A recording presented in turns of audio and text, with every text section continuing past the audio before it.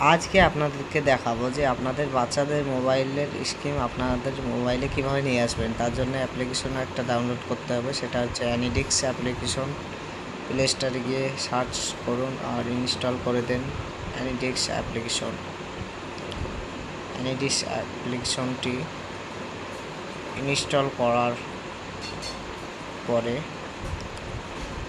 অ্যানিডিক্স অ্যাপ্লিকেশনটি ওপেন করুন। ওপেন করার পর অ্যানিডিক্স অ্যাপ্লিকেশনটি ওপেন করার পরেই আপনাদের সামনে দেখাবে ইন্টার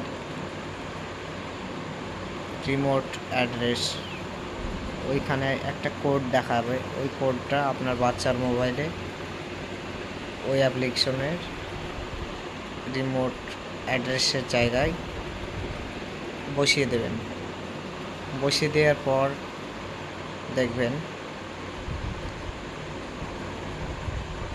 আমি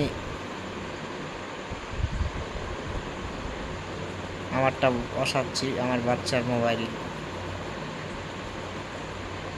এভাবে আপনার বাচ্চার মোবাইলেরটা বসিয়ে দেবেন, তারপর অ্যাকসেপ্ট করবেন, তারপর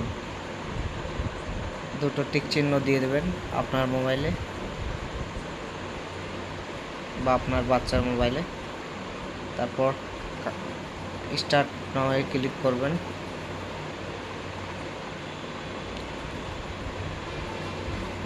এরপর কানেক্টিং হবে,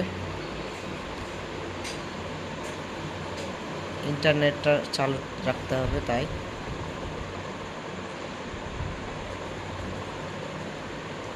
এরপর আপনার বাচ্চার মোবাইলে যত যা করবে আপনার বাচ্চা সব কিছু আপনার মোবাইলে স্ক্রিনে দেখাবে ওই অ্যানিডিক্স থেকে। তো এই ছিল আমার ভিডিও।